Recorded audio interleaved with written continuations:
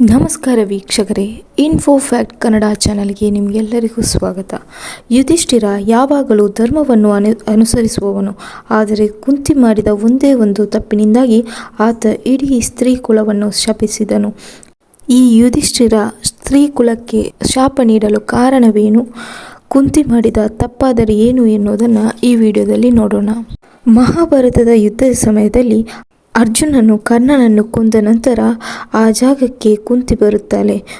ಕುಂತಿ ಕರ್ಣನ ದೇಹವನ್ನು ನೋಡಿದ ನಂತರ ತಾಯಿಯಾಗಿ ಮಗನ ಸಾವನ್ನು ನೋಡಿ ಸುಮ್ಮನಿರಲು ಸಾಧ್ಯವಾಗಲಿಲ್ಲ.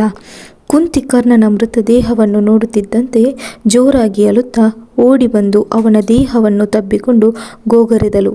ಕುಂತಿಪುತ್ರರು ತಮ್ಮ ತಾಯಿ ಕುಂತಿಯ ದುಃಖಕ್ಕೆ ಹೆಗಲಾಗುವ ಬದಲು ಆಶ್ಚರ್ಯಕ್ಕೆ ಒಳಗಾದರು. ನಮ್ಮ ತಾಯಿ ಯಾಕೆ ಹೀಗೆಲ್ಲ ವರ್ತಿಸುತ್ತಿದ್ದಾರೆ ಎಂಬುದು ಅವರಿಗೆ ತಿಳಿಯದೆ ಹೋಯಿತು. ಏಕೆಂದರೆ ಕರ್ಣ ಇವರಿಗೆ ಶತ್ರುವಾಗಿದ್ದ. ಶತ್ರು ಮರಣ ಹೊಂದಿದ ತಕ್ಷಣ ನಮ್ಮ ತಾಯಿ ಯಾಕೆ ಅಳುತ್ತಿದ್ದಾಳೆ ಎಂದು ಯೋಚಿಸಲಾರಂಭಿಸಿದರು. ನಂತರ ಪಾಂಡುವಿನ ಮಗ ತಾಯಿ ಕುಂತಿಯನ್ನು ಕುರಿತು, ನಮ್ಮ ಶತ್ರು ಕರ್ಣನ ದೇಹವನ್ನು ನೋಡಿ ಇಷ್ಟೊಂದು ಅಳಲು ಕಾರಣವೇನೆಂದು ಕೇಳುತ್ತಾನೆ. ಬಳಿಕ ಕುಂತಿಯು ತನ್ನ ಒಳಲೊಳಗಿನ ಸತ್ಯವನ್ನು ನುಂಗಿಕೊಳ್ಳಲಾಗದೆ ಪಾಂಡುಪುತ್ರರಿಗೆ ಕರ್ಣ ನಿಮ್ಮ ಶತ್ರುವಲ್ಲ, ಕರ್ಣ ನಿಮ್ಮೆಲ್ಲರ ಸಹೋದರ ಎನ್ನುವ ಕಟುವಾದ ಸತ್ಯವನ್ನು ಹೇಳುತ್ತಾಳೆ.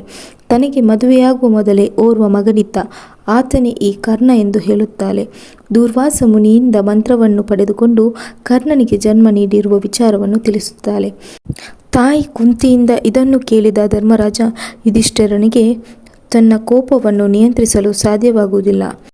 ನಮ್ಮ ಮತ್ತು ಕರ್ಣನ ತಾಯಿಯಾಗಿ ಈ ಸತ್ಯವನ್ನು ನಮ್ಮಿಂದ ಮರೆಮಾಚಿದ್ದರಿಂದ ನಾವು ಸಹೋದರನನ್ನೇ ಕೊಂದ ಕಳಂಕಕ್ಕೆ ಒಳಗಾಗಿದ್ದೇವೆ ಎಂದು ಕೋಪದಿಂದ ಹೇಳುತ್ತಾನೆ. ಈ ಸಮಯದಲ್ಲಿ ಯುಧಿಷ್ಠಿರನು ತಮ್ಮ ತಾಯಿ ಕುಂತಿ ಮಾಡಿದ ತಪ್ಪಿಗೆ ಬ್ರಹ್ಮಾಂಡದ ಸ್ತ್ರೀ ಕುಲಕ್ಕೆ ಶಪಿಸುತ್ತಾನೆ. ಯುಧಿಷ್ಠಿರನು ಮಹಿಳೆಯರು ಇಂದಿನಿಂದ ತಮ್ಮ ಮನಸ್ಸಿನಲ್ಲಿ ಯಾವುದೇ ವಿಚಾರವನ್ನು ಬಚ್ಚಿಟ್ಟುಕೊಳ್ಳದಂತಾಗಲಿ ಎಂದು ಶಪಿಸುತ್ತಾನೆ. ಈ ಕಾರಣದಿಂದ ಅಂದಿನಿಂದ ಬ್ರಹ್ಮಾಂಡದ ಯಾವುದೇ ಮಹಿಳೆಗೆ ರಹಸ್ಯವನ್ನು ಮುಚ್ಚಿಟ್ಟುಕೊಳ್ಳಲು ಸಾಧ್ಯವಾಗುವುದಿಲ್ಲ.